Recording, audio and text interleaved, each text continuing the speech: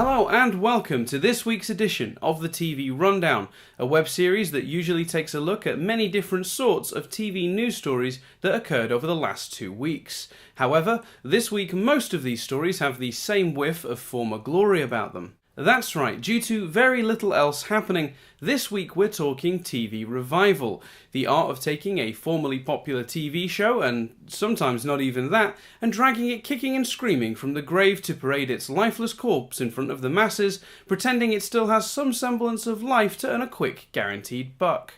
Revival is at the centre of so many of this week's stories that I'm not even going to bother using a different link between each one.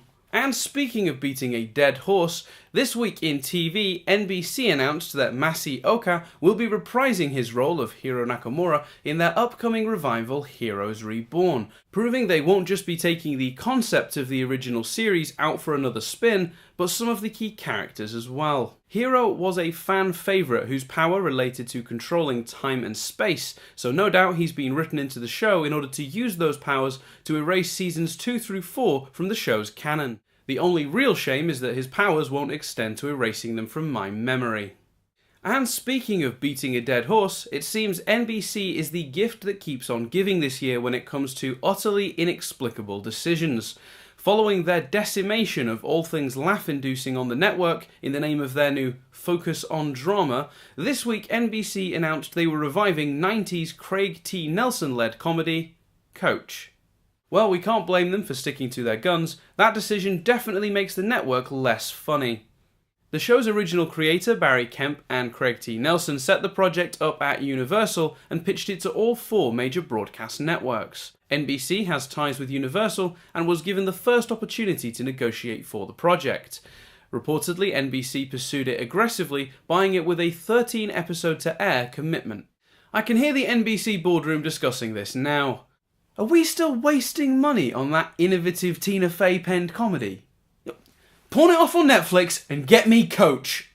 And speaking of beating a dead horse, Fox announced this week that they've ordered 6 brand new episodes of classic science fiction series X-Files. This news won't come as much of a surprise to anyone with an internet connection, as talks have been rather public. Original cast members David Duchovny and Gillian Anderson are signed on to reprise their roles as Fox Mulder and Dana Scully, and the show's original creator, Chris Carter, is back on board as showrunner. And this is the point in which I'm going to sound like a massive hypocrite, because I'm actually quite excited about this one. I look at Coach and I see a tired premise with very few original stories left to tell. I look at Heroes and I see a show bringing back characters who were explored so thoroughly during the original run that there isn't much left to say about them. They both feel like they're returning to our screens for business reasons rather than creative ones. And then I look at the X-Files. Now, sure, Fox wouldn't be bothering at all if they didn't think it would make them a boatload of money. But X-Files is a show with a premise that has unlimited potential and plenty of new territory to explore, so while I'm cautious of Fox's motives, I think this show truly deserves to be back on our screens. And while I'm in that rare positive mood rather than the cynical one, the same can actually be said for the revival I'm about to discuss. All together now. Speaking of beating a dead horse, this week nerds everywhere crapped their collective pants as rumours surfaced that CBS were looking to bring Star Trek back to TV. Not much is known about these plans at this time, but the rumours suggest that Bryan Singer will be involved as a producer and is potentially directing the pilot. I'll be honest here, as much as I've enjoyed the recent cinematic adventures, Star Trek was designed as a TV series, and I for one am thrilled it's coming back home. And to round out what will likely be my last positive thought within this episode of the TV Rundown, TV is where Star Trek belongs, and like the X-Files, if done right, could be a win for both the audience and the network. Presumably the only reason this Star Trek rumour surfaced was to intentionally force me to make this week's entire episode of the TV Rundown about TV shows being revived. But the good news is that that's the last piece I have this week about revivals, so I don't have to use that ridiculous link again. Sorry. Oh, that's the next show I'm going to be discussing? Okay, yeah, I'm going to have to use it one more time. And speaking of beating a dead horse, ITV have announced they will finally stop trying to wring fresh water out of the very dry rag that is Downton Abbey.